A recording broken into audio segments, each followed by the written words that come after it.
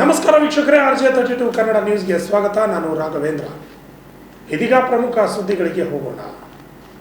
RSS ಕಾರ್ಯಕರ್ತ ಅಂತ ಹೇಳಿ ಸಚಿವ ಪ್ರಿಯಾಂಕ್ ಖರ್ಗೆಗೆ ಕರೆ ಮಾಡಿದಂತಹ ವ್ಯಕ್ತಿ ಅಸಂವಿಧಾನಿಕ ಪದಗಳನ್ನು ಬಳಕೆ ಮಾಡಿದ ಹಿನ್ನೆಲೆಯಲ್ಲಿ ಈ ಒಂದು ಕೃತ್ಯ ಖಂಡಿಸಿದ್ದಾರೆ.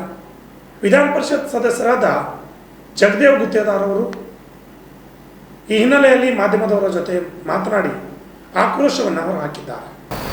ಈಗ ಬೆದರಿಕೆ ಕರೆ ತಾವೆಲ್ಲ ನೋಡಿರಲ್ಲ, ಎಲ್ಲ ವೈರಲ್ ಆಗ್ಯಾವ. ಬೆದರಿಕೆ ಕರೆಗಳು ಏನೇನು ಯಾವ ರೀತಿ ಮಾತಾಡ್ತಾರೆ, ಅವ್ರ ಸಂಸ್ಕೃತಿ ಹೆಂಗದ ಅಂತೇಳಿ ಟ್ರೈನಿಂಗ್ ಅದೇ ಕೊಟ್ಟಂಗೆ ಕಾಣ್ತದೆ RSSನಲ್ಲಿ. ಯಾಕಂದರೆ ಯಾವ ರೀತಿ ಒಬ್ಬ ಸಚಿವರಿದ್ದಾರೆ ಅವರು ಏನದು ಎಂತೆಂಥ ವರ್ಡ್ಸ್ಗಳು ಉಪಯೋಗ ಮಾಡಿದ್ದಾರೆ, ಯಾವ ರೀತಿ ಮಾತಾಡಿದ್ದಾರೆ, ನಾಚಿಕೆ ಬರಬೇಕು ಅವ್ರಿಗೆ. ಮತ್ತು RSS ಭಾಳ ಸುಸಂಸ್ಕೃತ, ಇದು ಎಲ್ಲರೂ ಭಾಳ ಸುಸಂಸ್ಕೃತ ಜನರು ಅಂಥೇಳಿ ಇವ್ರು ಹೇಳ್ಕೊತಾರಲ್ಲ.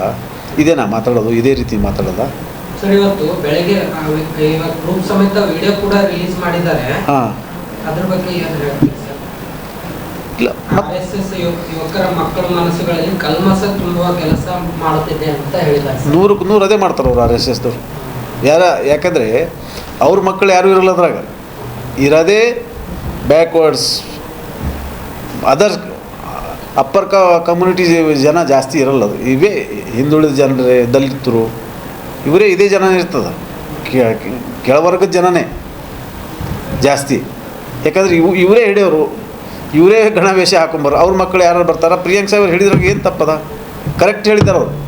ಈಗ ಬೇರೆ ಯಾವುದೇ ಒಂದು ಸಾರ್ವಜನಿಕರು ಯಾವುದೇ ಒಂದು ಕಾರ್ಯಕ್ರಮ ಏನಾರು ಮಾಡಬೇಕಾದ್ರೆ ಪೊಲೀಸ್ ಪರ್ಮಿಷನ್ ಅದು ಇದೆಲ್ಲ ಕೇಳ್ತಾರೆ.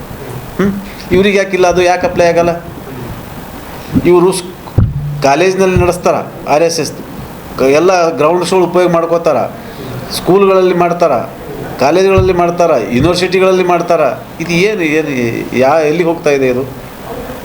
ಅದು ಬಿಜೆಪಿ ನಾಯಕರ ಮಕ್ಕಳು ತಮ್ಮ ಭವಿಷ್ಯ ರೂಪಿಸ್ಕೊಳ್ತಿದ್ದಾರೆ ಹೊರತು ಬೇರೆ ಏನು ಮಾಡ್ತಿಲ್ಲ ಅಂತ ಹೇಳ್ತಾರೆ. ಹೌದು, ಇವರಿಗೆಲ್ಲ ಉಪಯೋಗ ಮಾಡ್ಕೋತಾರೆ, ಅವ್ರ ಭವಿಷ್ಯ ಅಷ್ಟೇ ರೂಪಿಸ್ಕೊಳ್ತಾರೆ ಅವರು. ಇಲ್ಲ, ಪ್ರಿಯಾಂಕ್ ಸಾಹೇಬ್ ಹೇಳಿದ್ದು ಏನದ 100ಕ್ಕೆ 100 ಸತ್ಯ ಅದ್ರಾಗ.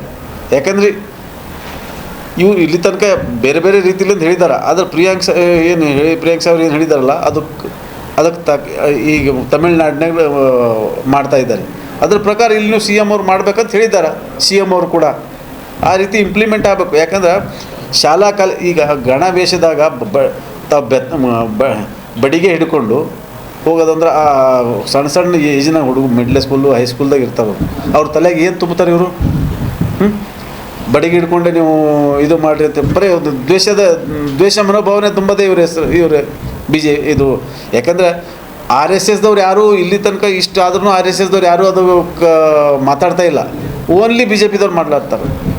ಇದು RSS ಕೂಡ ಒಂದು ಸಂಘಟನೆ, ಇದು ರಾಜಕೀಯ ಸಂಘಟನೆನೇ ಇದೆ. ಡೈರೆಕ್ಟ್ ಅದೇ ಅದ. ಇವು ಬೇರೆ ಅದು ಅದ. RSSದೇ ಇದು BJP.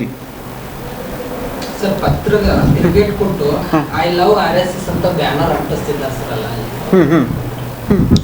ಅದು ಅವ್ರು ಮಾಡ್ತಾರ, ಯಾವಾಗಲೂ ಇದೇ ಮಾಡ್ತಾರಲ್ಲ ಅವರು.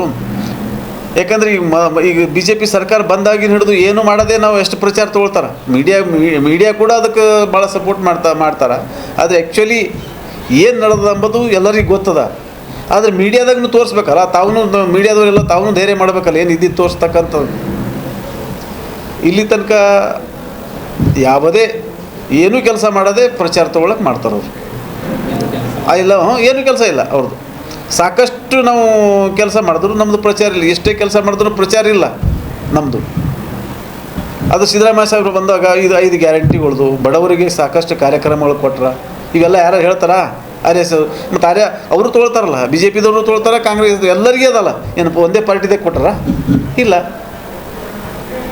ಅದಕ್ಕೆ ಅವ್ರದ್ದು ಈ ರೀತಿ ಏನು ಮಾತಾಡ್ತಾ ಇದ್ದಾರೆ, ನಾನು ಇದು ಖಂಡಿಸ್ತೀನಿ. ಅಂಥವ್ರಿಗೆ ಒಳಗೆ ಹಾಕ್ಬೇಕಂತ ನಾನು ಸರ್ಕಾರಕ್ಕೂ ಒತ್ತಾಯ ಮಾಡ್ತೀನಿ. ಅಷ್ಟೇ ಅಲ್ಲ, ಅವ್ರಿಗೆ ಚೆನ್ನಾಗಿ ಒಳಗೆ ಹಾಕ್ಬೇಕು. ಅವ್ರಿಗೆ ಪನಿಷ್ಮೆಂಟ್ಸ್ ಕೊಡಬೇಕು.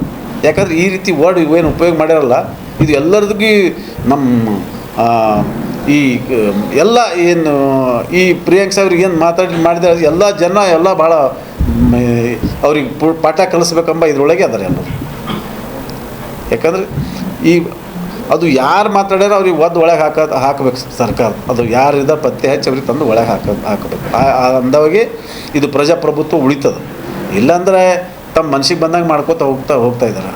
ಯಾಕಂದರೆ ಸೆಂಟ್ರಲ್ ಗೌರ್ಮೆಂಟ್ ಅವ್ರದ್ದೇ ಅದ ಅಂತ ತಿಳ್ಕೊಂಡು ಮನ್ಸಿಗೆ ಬಂದಂಗೆ ಯೂನಿವರ್ಸಿಟಿ ಕ್ಯಾಂಪಸ್ಗಳ್ನ ಉಪಯೋಗ ಮಾಡೋದು, ಕಾಲೇಜ್ ಕ್ಯಾಂಪಸ್ಗಳ್ನ ಉಪಯೋಗ ಮಾಡೋದು, ಹೈಸ್ಕೂಲ್ ಕ್ಯಾಂಪಸ್ಗಳ್ನ ಉಪಯೋಗ ಮಾಡೋದು, ಏನು ಎಲ್ಲಿ ಯಾವ ಮಟ್ಟದಾಗ ಈ ರೀತಿನ ಬೇರೆ ಸಂಘಟನೆಗಳಿಗೆ ಅವಕಾಶ ಕೊಡ್ತಾರೆ. ಕಾಲೇಜ್ ಕಾಂಪೌಂಡ್ಗಳು, ಯೂನಿವರ್ಸಿಟಿ ಕಾಂಪೌಂಡ್ಗಳು, ಅವ್ರಿಗೆ ರೂಮ್ ಗೀಮ ಎಲ್ಲ ವ್ಯವಸ್ಥೆ, ಒಳಗೆ ಆಡಿಟೋರಿಯಮ್ಗಳು ನಡ್ಸೋಕ್ಕೆ ಬೇರೆ ಯಾರಿಗೂ ಕೊಡಲ್ಲ, ಬರೀ RSS. ಅದಕ್ಕೆ ಇದು ನಾನು ತೀವ್ರವಾಗಿ ನಾನು ಜಿಲ್ಲಾಧ್ಯಕ್ಷಕ್ಕೆ ತೀವ್ರವಾಗಿ ಖಂಡಿಸ್ತೀನಿ. ಈಗ ಪ್ರಿಯಾಂಕ್ ಖರ್ಗೆ ಅವ್ರ ವಿರುದ್ಧ ಯಾರು ಮಾತಾಡೋರು ಅವ್ರಿಗೆ ಒದ್ದು ಒಳಗೆ ಹಾಕ್ಬೇಕಂತ ನಾನು ಸರ್ಕಾರಕ್ಕೆ ಒತ್ತಾಯ ಮಾಡ್ತೀನಿ.